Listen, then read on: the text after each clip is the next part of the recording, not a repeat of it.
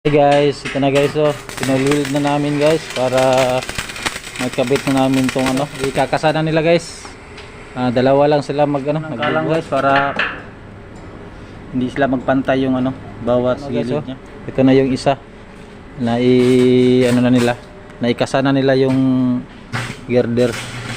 Yan guys, oh.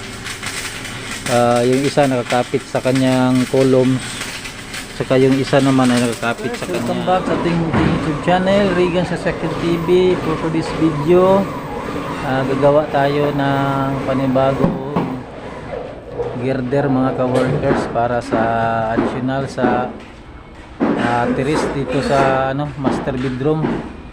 Kasi naliitan lang yung may-ari sa kanyang terrace, kaya pinagdagdagan niya ng ano, ginawa niya ang column to column na yung kanyang terrace mga ka-workers. Ginawa na 6.3 ang haba ng kanyang terrace na may lapad na 1.5. Let's go mga ka-workers.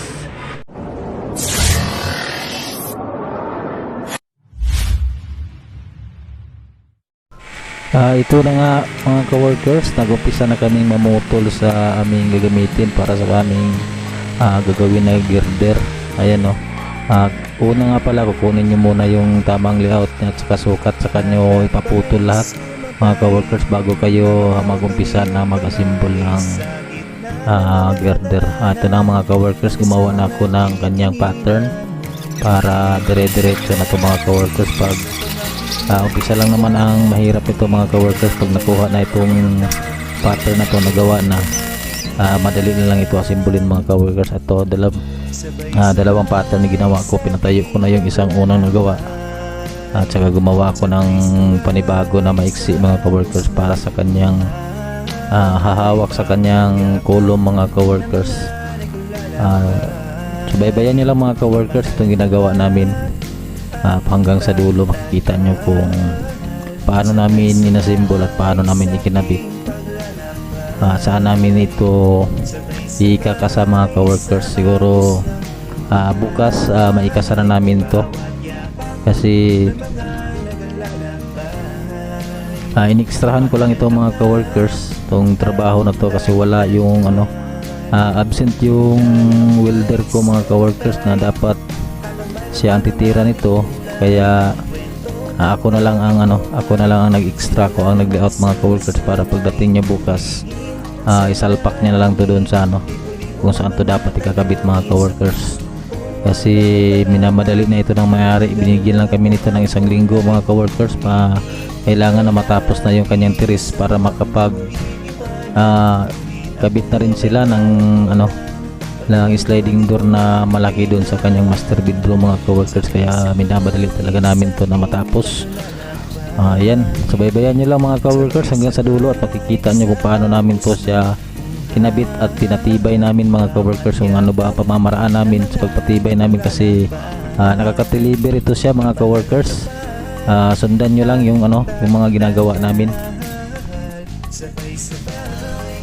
Okay, ganyan lang gagawin nyo mga ka-workers. Pagkatapos nyong magawa yung ginagawa nyong pattern, assemble nyo lang ng dahan-dahan mga ka-workers. Tapos ikabit nyo yung kanyang kabilang gilid. Dyan nyo na siya simbolin mga ka-workers. Ito nga pala mga ka-workers, kinuhaan ko na to ng tama niyang layout at saka tamang sukat, at saka siniguro ko na rin po mga ka-workers na nasa tamang eskwala yung inasimbol namin, para pagdating dun sa taas na pagdalagyan nito, hindi na tayo magkakaroon pa ng problema. Pero pinasubrahan ko to ng konti mga ka-workers, yung haba niya, para doon ko na ipiting sa taas, i-actual na doon pag kabit sa kanya mga ka-workers. Kasi mahirap pag maano rin, tama mo lang yung sukat niya, baka magkaroon ng problema pagdating sa taas. Mahirap pag maglugtong ka ng maiksi na lang, mas mabuti yung may sobra siyang konti at madali lang naman katingin yan mga ka-workers, madali lang putulin. Advice ko lang sa inyo na huwag nyo talagang isiro-siro yung ano, layout nyo. Kung mabuti, lagyan nyo na kahit kunting pasobra mga ka-workers, para hindi kayo magdugtong pagdating sa actual na doon sa taas. Ayan mga ka-workers, malapit na matapos namin yung ano, yung isang parte ng kanyang girder sa kanan na bahagi ng kanyang tiris mga ka-workers. Bali dalawang ganito pala yung asimbolo namin mga ka-workers. Yung isa maiksi at saka itong isa mahaba, itong isa nasa may sukat ito siya na 3.7, tapos yung isa may sukat lang siya na 1.8 mga ka-workers. 1.8 na may lapad siya na 1.5. Ito naman siya 3.7 ang haba, may lapad din siya na 1.5 mga ka-workers. Sa dugtong ito sa pinapagawa ng may-ari, pinadagdagan niya yung kanyang tiris mga ka-workers kasi naliliitan lang sa kanyang tiris. Mas maliit kasi yung tiris niya kaysa tiris ng kanyang mga anak mga ka-workers, kaya pinadagdagan niya, pinalakihan niya hanggang kulom to kulom na tong niya mga ka-workers, yung kanyang tiris na pinagawa. At may haba na ito mga ka-workers na 6.3 ang haba ng kanyang tiris sa itaas, at may lapad siya na 1.5 mga ka-workers. Yan, binanatan na namin sa pag-weld para matapos na tong araw na to. At ito na nga mga ka-workers, nagawa na naman ako ng panibagong pattern para doon sa isa na gagawin namin na girder para sa kaliwa na bahagi ng kanyang tiris. Ito mga ka-workers, na symbol ko na ganito lang pagka-symbol mga ka-workers is attacking nyo muna, tapos i-check nyo na nasa tama siya, nasa eskwala yung kanyang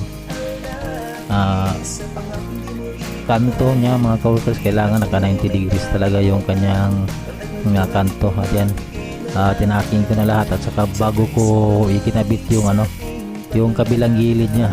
Double nga pala ito mga ka-workers. Dalawang angle bar yung ikinabit namin magkabilaan. Bali kung titignan mo to siya, parang I-beam type siya mga ka-workers yung ginagawa namin. Nakataob yung dalawang angle bar na 2x2 by 1/4 nga pala ito mga ka-workers. At saka yung vertical namin, ang ginamit namin ay 1.5 1.5 by 1.5 by 1/4 mga ka-workers, para hindi siya lalabas sa kanyang 2x2. Ayan mga ka-workers, so ganyan lang, kunin nyo lang yung tama ng sukat para dire-diretso na yung pag-assemble nyo. Kasi pag nakuha nyo na yung sukat nya, yung kanyang layout at sa laki nya, dire-diretso na mga ka-workers, tuloy-tuloy na ang paggawa nyo at madali lang siyang i-assemble. Hindi katulad ng na puputol ka, ikakabit mo tapos puputol na naman uli. Mas matagalan ka matapos sa ganyang klaseng diskarte mga ka-workers. Ang ginagawa ko talaga nung ako ay isa pang welder mga ka-workers, ganito talaga ang pamamaraan ko pag gumagawa ako sa mga ganitong gawain mga ka-workers. Kukunin ko yung tamang layout niya, sukat, yung laki niya at saka yung kapal, tapos saka ko ipaputol sa maging body ko mga ka-workers. Ipaputol ko siya lahat bago ako mag-umpisa na mag-assemble para tuloy-tuloy lang. Ito madali lang ito natapos namin mga ka-workers. Ang kulang nito kanyang na lang, ang brace na lang niya or ang kanyang weave mga ka-workers. Yun na lang ang kulang sa kanya. Ayan dalawang na yan, bali sa dalawang gilid na yan ang kanyang tiris na i-additional namin mga ka-workers. Ayan, siguro bukas nito pag pasok ng isang welder, siya na yung magkasanong dito doon sa taas para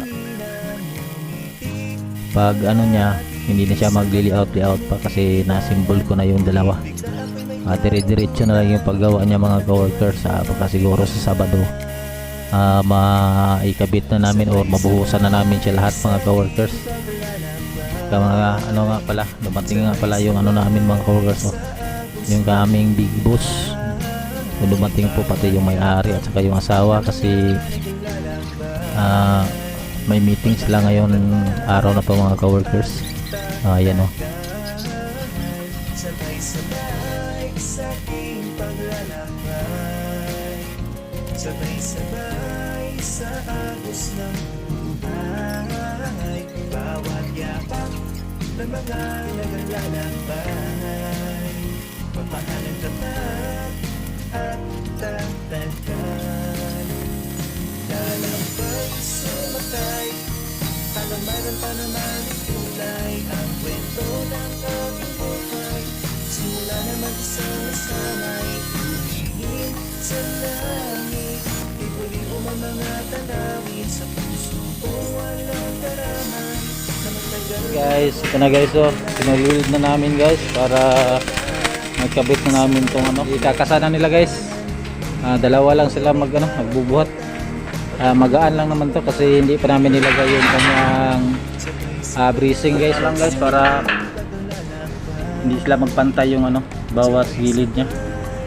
Kailangan nakaangat kunti yung sa kanyang cantilever guys, para pag gumalaw siyang pababa, tatama pa rin yung niya, nasa tama pa rin yung kanyang level guys. Guys, oh, ito na yung isa na naikasa na nila yung girder. Yan guys, oh. Yung isa nakakapit sa kanyang columns, saka yung isa naman ay nakakapit sa kanyang biga, sa kanyang series, saka yung dun sa kanyang 90 degrees guys. Ayun, oh, nakakantilever siya, wala siyang tukod. Kaya gagawa natin ito ng paraan guys para tumibay yung kanyang girder. Pero sa bagay, babalutin pa namin ng babalutin pa namin to ng simento. Walang makikita dito na guys, walang makikita siya na angle bar. Pag natapos to namin magawa, buo to siya guys, simento parehas. Ayan guys mga lods, tapos na yung kabilang girder na nakabit na. Nalagyan na ng kanyang brace or kanyang weave mga ka-workers. Ayan, ganyan lang yung sistema sa paggawa namin. Kailangan nakatutok lahat dun sa cantilever yung kanyang bracing mga ka-workers or kanyang weave, para hindi gumalaw yung kabilang dulo na walang tuko. Ayan, ganyan lang mga ka-workers. Ganyan lang ang gawin nyo kapag gumagawa kayo ng ganito na cantilever yung kabilang side na walang kinakapitan. Ayan, hanggang dito na lang mga ka-workers. Maraming salamat.